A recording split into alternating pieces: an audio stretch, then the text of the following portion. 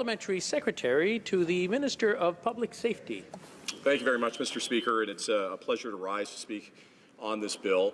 I want to start by thanking the committee for their work. I know they heard from more than 100 witnesses. They went through a very detailed clause-by-clause process. It was a very deliberative process that I think was very instructive to the bill.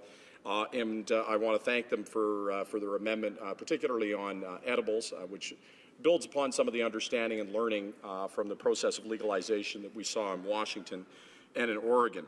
And of course, this work was built on the expert task force work that had 1,500 meetings with individuals and took submissions from across the country to make sure that there was an exhaustive consultation process before this bill was ever introduced.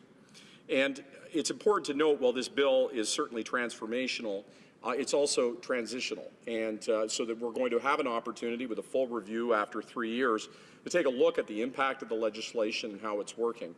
So the work that's done both before through the expert task force and the work that was done by committee is incredibly helpful, not only for this process, but of course also for the review that will be taking place in 3 years' time.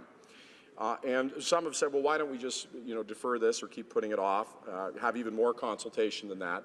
But there's an imperative reality, and that is that Canada has the highest use of cannabis anywhere on the planet. That for young people, the cohort that we're most concerned about and gets most talked about in this place, that is north of 20%. In fact, it is double that of tobacco, which is, of course, a legal substance. In fact, it's much easier for a young person to get hold of a cigarette or alcohol than it is cannabis. And that's, of course, because somebody who is a drug dealer, somebody who's operating in the shade of criminality, doesn't really care who they sell to.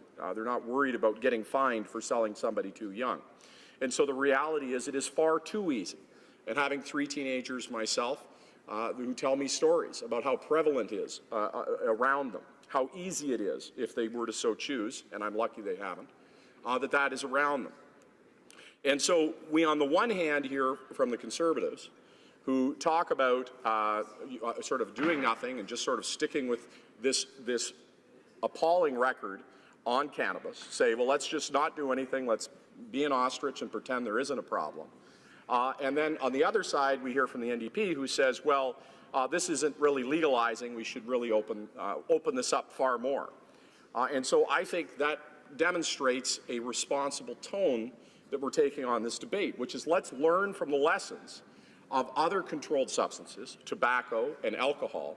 Let's learn from other jurisdictions that have legalized cannabis and make sure that we bring forward the most effective regime possible, given the evidence. And I look specifically to tobacco because I think it's very instructive to the case that we have here now. Tobacco rates, prevalence rates for young people exceeded 50%. And that's not more than a few decades ago.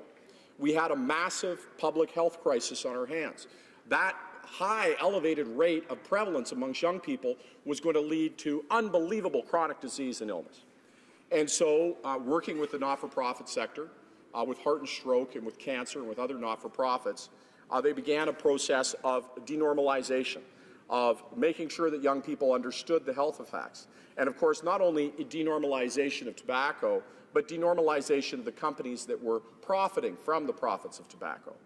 And through those denormalization campaigns, through a variety of both federal and provincial measures to restrict and control tobacco, we are where we are today, where we have some of the lowest rates of tobacco use among young people in the world, where those rates are now into single digits. And of course, we need to drive them still lower. But it's instructive to come from over 50% to below 10%. And it's the kind of instructive example that I think we should be focusing on when we're talking about cannabis, particularly when the existing policies have so dramatically failed us. And we can look at what's happened in Washington and Oregon. And while arrests are way down, we know that and if we look, in fact, at the Drug Policy Alliance's late 2016 report, they've basically seen a flat line for use of cannabis of young people, and they've seen traffic fatalities come down, but the reality is that that's at the same rate that has been happening for other states. So I think we have to be able to do much more than we're doing. And so there's a few things that are very specific that are tied to this bill that I think are important to recognize. One, that is announced that there will be $274 million to support law enforcement and border efforts to enforce cannabis legislation and regulation to deter drug-impaired driving. On the latter, it's committed up to $161 million of that funding for the training of frontline officers, building law enforcement capacity, and raising public awareness. And this is important because when the members opposite talk about the dangers of driving while high, they're 100% right. What they're wrong about is that it's already happening, that the law enforcement officers simply are not given the tools, dollars, or equipment to be able to deal with the problem today. And I remind them that 1 in 5 of our young people, unfortunately, is engaging in cannabis. So the reality is, by arming the frontline officers with the equipment and dollars and training that they need to make sure that we go after this problem, we have a material opportunity to reduce the prevalence of those individuals who would drive high. We've committed a further $113 million over 5 years to make sure organized crime does not infiltrate the legalized system and to keep cannabis from crossing our borders. And that goes to the point of keeping cannabis proceeds out of the hands of criminals. Cannabis has been a major driver of criminality, feeding criminal organizations, giving them dollars to do nefarious things in our country. We've spent untold billions of dollars on policing to try to deal with cannabis. Further, in Budget 2017, an additional $9.6 million was committed to public education and awareness to inform Canadians, particularly young people, about the risk of cannabis use. And on that, we have a guiding light. The efforts that were engaged in tobacco in this very regard were incredibly effective at denormalizing tobacco and reducing the prevalence of young people. And I think if we could get to the point where we saw cannabis prevalence reduced to the same level as tobacco, that would be seen as a major success, and certainly we would see a reversing of the decades of increasing uses of cannabis. And the fact that I had the opportunity, I was executive director of the Heart and Stroke Foundation, had an opportunity to intimately look at how that system worked and work with those professionals who deal with substance abuse. It's a realistic approach to a very intricate and complicated problem. And this is the other point that I want to make, is specifically as it regards to youth. We know that cannabis is at its most dangerous, and this is why I reject the comments of the NDP that we should just open this up very broadly without controlling it tightly, because we know that on a young mind, cannabis is particularly devastating. And we want to make sure that we turn around those high rates. That means that we can focus our law enforcement efforts on going after those individuals that would sell to young people. Instead of trying to go after the entire population, which has been an abject failure, we can focus those resources at having a zero-tolerance policy for those that are 18 and younger, when we know those are the individuals that are medically the most vulnerable from this kind of, from the use of cannabis. And so that's why we're focusing on public education. That's why we're making sure that there are very strict penalties for those that would trade in cannabis to young people. And that's why we make sure that we also are starting with where I wish we had started with tobacco, with controlling how it's promoted, making sure that you have plain packaging from day one, making sure that you don't have promotional campaigns that loop into children. You know, it's sad to see in the third world that the tobacco companies are still engaging in these practices of trying to addict young people to their substance when they know it will kill them, when the only outcome of using tobacco is death. So we don't want to make the mistakes of tobacco, and so we're starting with those proper controls up front. Mr. Speaker, so many partners agree, whether or not it's substance abuse workers or nurses or pharmacists or Mothers Against Drunk Driving or academics or a variety of experts. The past approach didn't work. We need a new approach. This, rooted in science and evidence, is our best path forward, and I'm proud to support the bill on that basis. Comments, the honourable member for Sarnia-Lambton. Thank you, Mr. Speaker, and I'd like to thank the member opposite for his speech. Now, he talked about how, the government is taking a very cautious approach on the edible side, but really they're not, because they're allowing home grow, and you can have thousands of grams within your house that people can be baking into brownies with no quality control about potency whatsoever. And so why does he think that's protecting young children? The Honourable Parliamentary Secretary. Well, it's clear, Mr. Speaker, that what we want to do is bring forward a regime that's realistic, and that what was found through the expert task force is that banning the ability of people to grow any plants at all is simply unrealistic.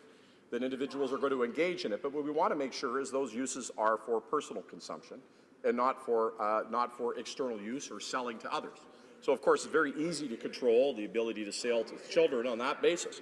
It's no different than somebody making a decision that they're going to brew within their own home for their home use alcohol. And we have an expectation that they're not going to sell to children. And if they did, or if they allowed their children to have it, then that would obviously be an issue for law enforcement. And that's the broader point of this, that by ensuring that we're focused on going after those that would trade in these drugs to young people, we can focus our law enforcement efforts on protecting young people and ensure that those places that are selling cannabis are doing so in a controlled and regulated environment where they're going to be facing stiff penalties to selling. In contrast, a criminal just doesn't care. Questions and comments. The Honourable Member for Kootenay, Columbia. Thank you, Mr. Speaker, and I'd like to thank my colleague for his speech.